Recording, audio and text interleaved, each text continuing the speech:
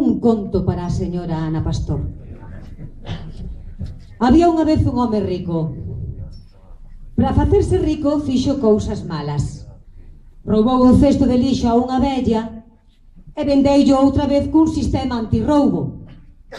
Emprestou cartos e cobroulles o dobro aos endebedados.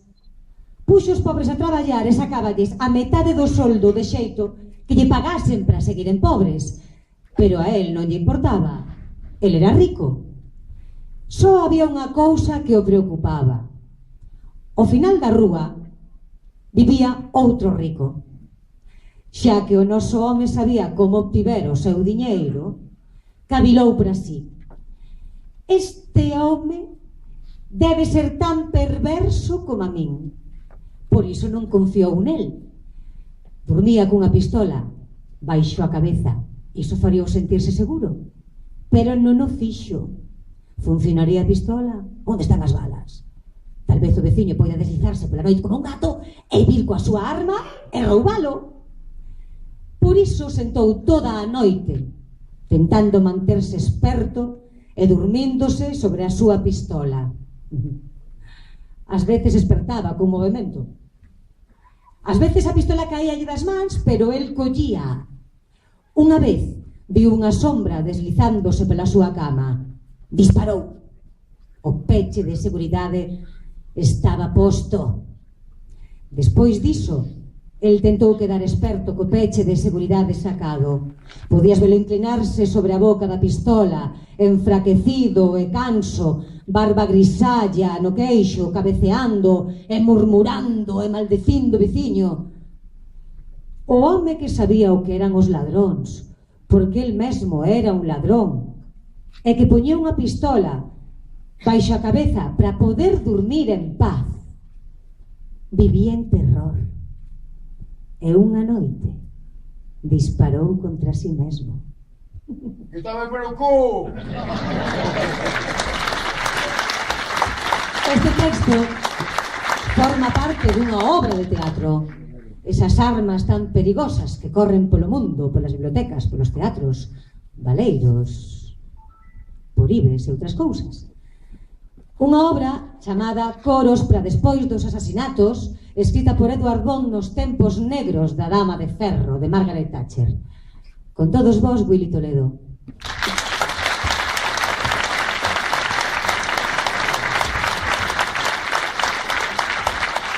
Buenas tardes.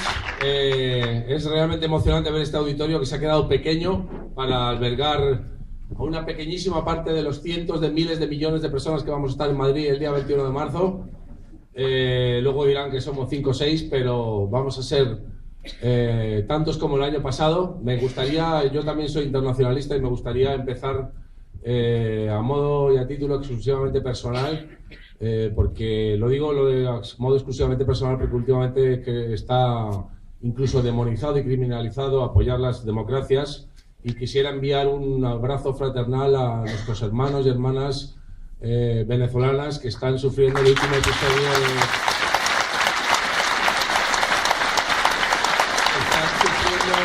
espero que no, pero uno de los penúltimos episodios de este golpe de estado eterno permanente que está sufriendo el pueblo venezolano desde 1999, y enviar un apoyo incondicional al gobierno de Nicolás Maduro para que resista esta nueva embestida imperialista orquestada, como siempre, por los Estados Unidos de América y por el ínclito gobierno del Partido Popular del ínclito Estado español. Dicho esto, quisiera enviar un saludo a todos aquellos miembros y miembros de los cuerpos y fuerzas de seguridad del Estado que se encuentran aquí presentes con nosotros. Decirles que buenas tardes, que lo paséis bien y que estamos todos aquí y damos la cara por la lucha de la clase obrera, por la lucha por nuestros derechos, por la lucha por la democracia, por la lucha por mantener aquellos pequeños derechos que se consiguieron en estos últimos 30 años, pequeños, pequeñísimos, y que vamos a seguir luchando por alcanzar de una vez por todas todos aquellos derechos de los que jamás disfrutó el pueblo español en toda su historia, ¿no? De momento hemos vivido bajo el yugo del capitalismo, bajo el yugo de los señoritos, de los grandes financieros, de los medios de comunicación a sus órdenes, etcétera, etcétera, etcétera, todo lo que ya sabemos que nos están quitando y arrebatando en estos últimos años, después de aquello que llaman crisis, que en realidad ya sabemos que no está siendo nada más que una gigantesca mega estafa. Las marchas de la dignidad son fundamentales, en mi opinión. Ha sido el movimiento más importante de unidad de la clase obrera, de unidad popular, de unidad de la izquierda, que últimamente oigo mucho decir por ahí que el poder no teme a la izquierda sino al pueblo.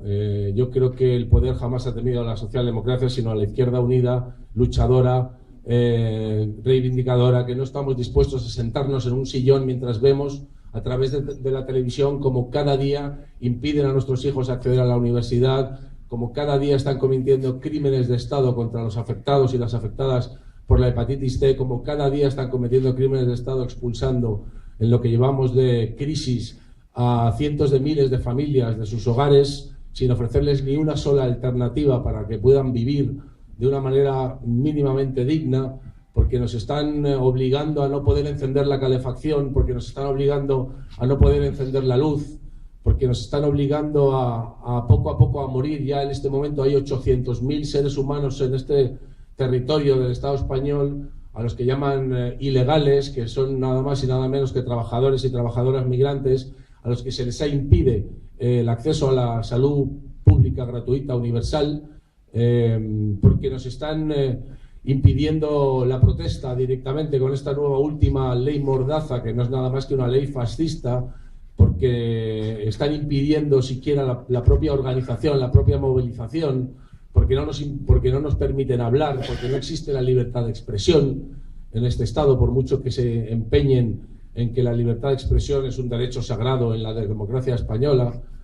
Sin embargo, cuando un cantante, por ejemplo, por poner un solo ejemplo, como Albert Pla, dice que siente asco de ser español, que en cualquier caso es un sentimiento, ¿no? Porque ya ni siquiera los sentimientos están permitidos, le han sido arrebatados decenas y decenas de conciertos a lo largo y ancho del Estado español por el simple hecho de sentir asco, ¿no? No podemos ya ni siquiera sentir asco, o por lo menos no podemos decir que sentimos asco.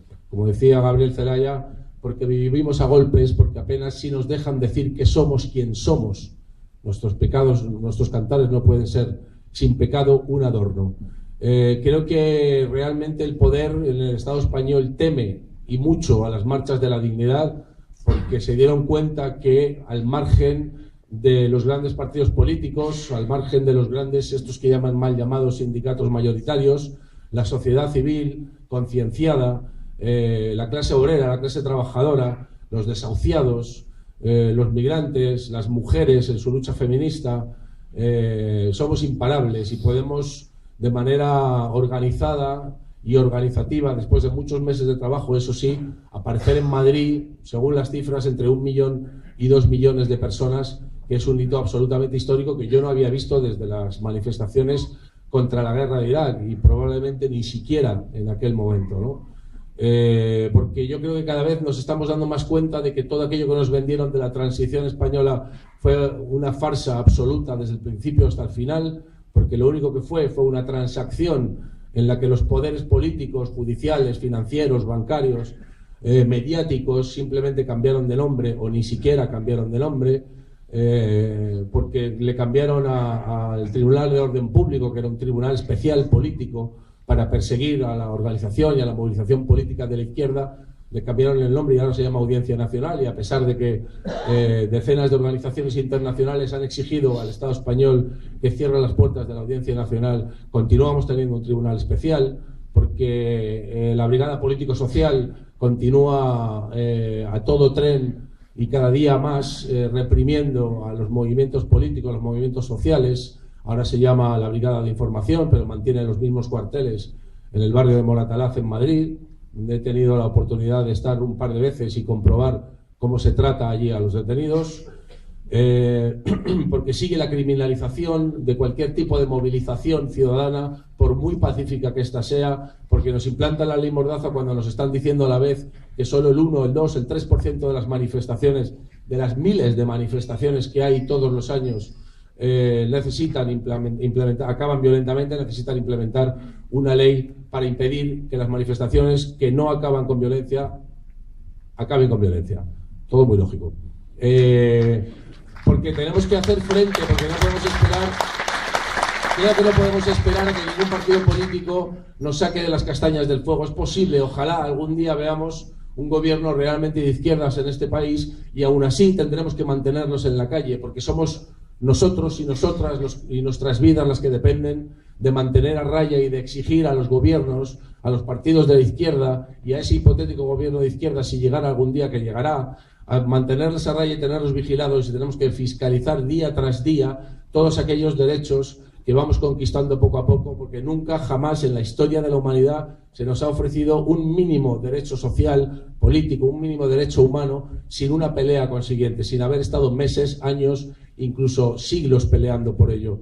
Con lo cual, si nosotros no nos movilizamos, si no nos organizamos, si no nos unimos, si no vamos a Madrid el 21 de marzo y volvemos a demostrar que estamos aquí, que no nos hemos callado, que no nos hemos olvidado, que continuamos creyendo en movilizaciones como esta, que continuamos creyendo en movilizaciones sin ningún tipo de sectarismo, sin ningún tipo de peleas internas, a pesar de todas las diferencias que haya podido haber a la hora de organizar las marchas, pero aún así hemos sido capaces de sobrellevar todo eso, que es, por otro lado, lógico dentro de la izquierda, porque para eso somos la izquierda, porque para el pensamiento monolítico y para repetir consignas y para defender a los de siempre. Y eso es lo que se ha hecho en estos 2 últimos años de marchas, de organización de las marchas de la dignidad, para volver el 21 de marzo a Madrid, las masas, a exigir a este gobierno que dimita, que deje de mentir, que deje de extorsionar, que deje de firmar leyes y decretos y que deje de gobernar exclusivamente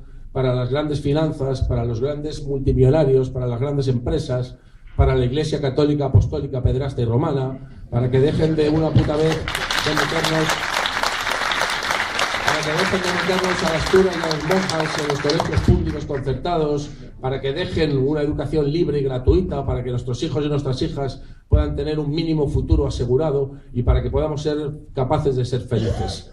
La compañera de la plataforma de afectados por la hepatitis C decía que ellos todos y ellas compartían un virus, que nosotros compartimos también, por supuesto sin padecerlo, pero compartimos su lucha, entre otras cosas porque también compartimos, todos los que estamos aquí, con la plataforma y con todas las hombres y mujeres que forman la plataforma de afectados por la hepatitis C, compartimos un virus también que es directamente responsable del virus de la hepatitis C y de las miles de muertes que ha habido ya en el Estado español, y es el virus del capitalismo, que es el virus más infeccioso y mortal que existe sobre la Tierra, y es ese virus el que tenemos que enterrar bajo el mar, bajo toneladas de cemento como si fueran residuos nucleares, porque el capitalismo es un residuo nuclear o una bomba nuclear sobre nuestras cabezas.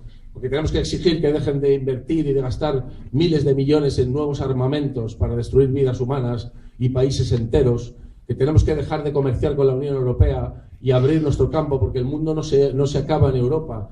El mundo tiene 7.000 millones de habitantes, somos 300 millones de habitantes en la Unión Europea y 500 millones de habitantes en toda Europa. Existe el mundo más allá de la Unión Europea, existe el mundo más allá de las transacciones comerciales capitalistas, existe el mundo más allá del euro, existe el mundo más allá del Tratado de Maastricht, de la Troika, etcétera, etcétera, etcétera. Hemos visto cómo en Grecia ha llegado al poder, al gobierno, un partido, una coalición de partidos de izquierda, Syriza, que se las está viendo y se las está deseando para intentar aplicar las medidas que le había prometido al pueblo griego. No sé en qué medida es responsabilidad suya propia o en qué medida es, pero estoy seguro que en gran medida responsabilidad de que las instituciones europeas están tan atadas y bien atadas que parece que las había redactado el mismísimo caudillo, cojones.